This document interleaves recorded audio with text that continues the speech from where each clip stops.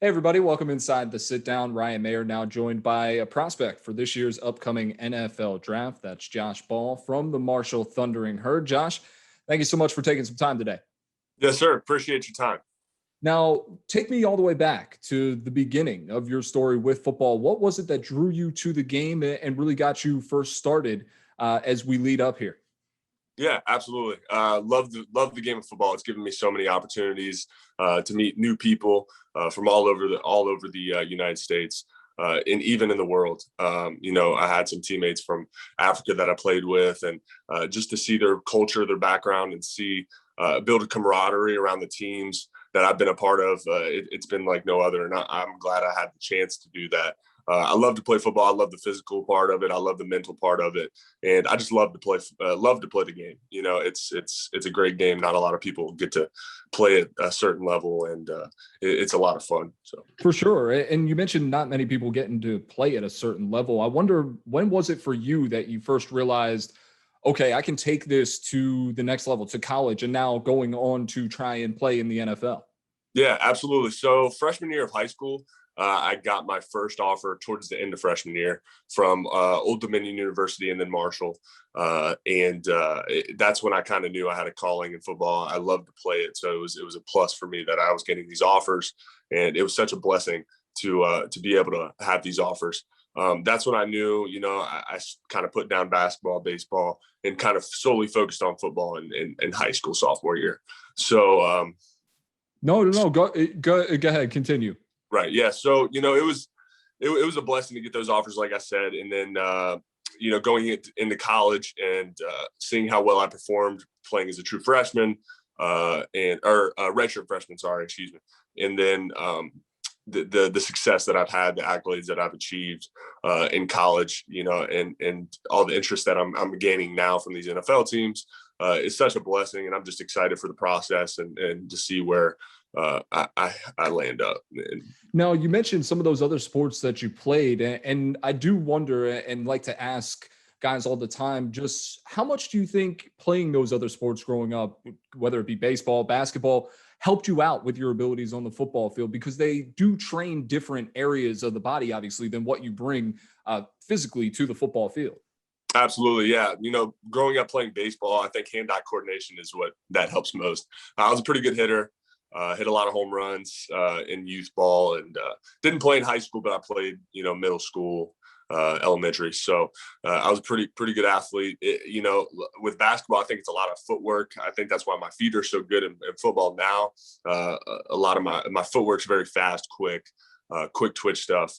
And I think the strength, that showcases that was track and field when I threw shot put. You can showcase your strength. You do a lot of lifting and stuff. Loved to lift when I was in high school. Started freshman year, 8th grade. And to build strength in high school, it was a lot of fun playing those. But yeah, they do definitely help you with football and certain techniques and certain aspects of what to use, hand-eye coordination, power, strength, footwork, all those things intertwine with other sports as well as football. Now, you get to college and, of course, first go to Florida State before then going on to Marshall. And don't want to rehash the entire situation with Florida State, but what I did want to ask you coming out of that time of your life is just, what have you worked on personally? What have you done away from the field as you continue to learn and grow here over the last couple of years since leaving Florida State? Yeah, absolutely. You have to learn someone's character before letting them into your inner circle. Building your own circle that you trust those people, really identifying their character, their inside, and that's one of the main things I've taken away from, just anything general, just someone's character, learning that person and who to let into your inner circle. Now, since the time at Florida State, you went on to play a couple of years now at Marshall and now getting ready for the NFL draft on the field.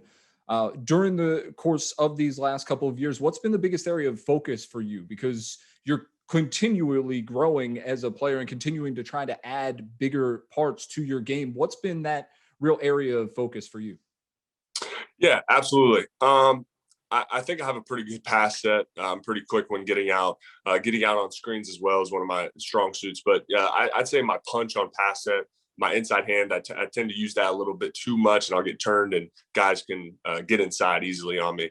When the slides to my side, my guard kind of helps me out a little bit. But when I'm on an island by myself with 5 technique, I think I need to work on that initial punch. Maybe bend my knees a little bit more, not at my waist, and those will all help me be a better football player.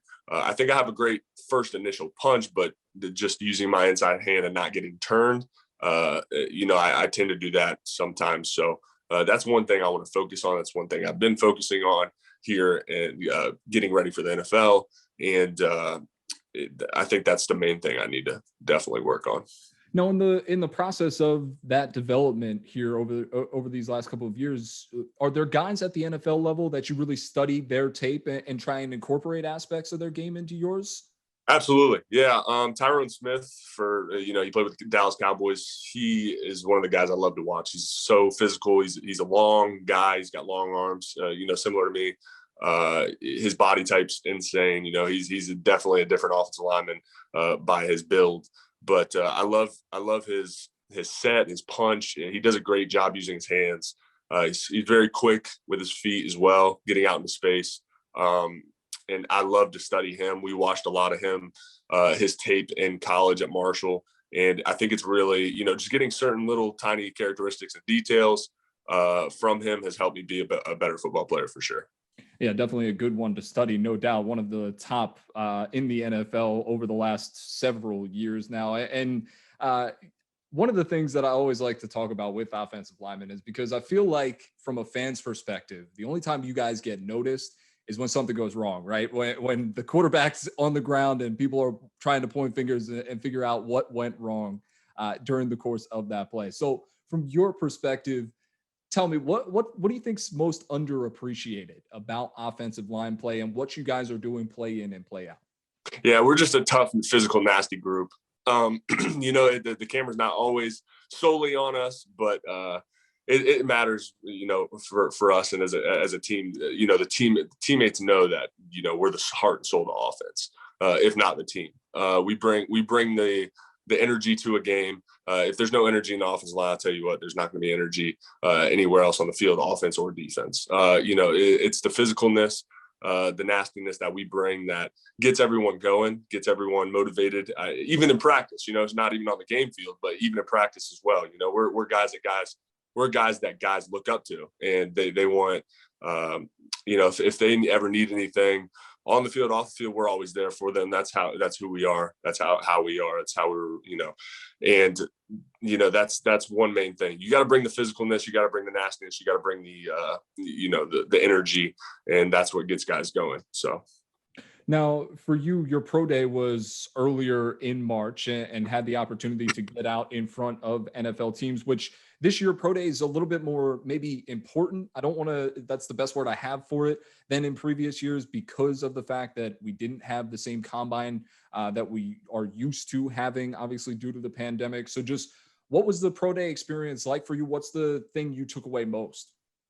Yeah, absolutely. It was important, getting invited to combine, but there being no field work drills, just mainly the medical stuff.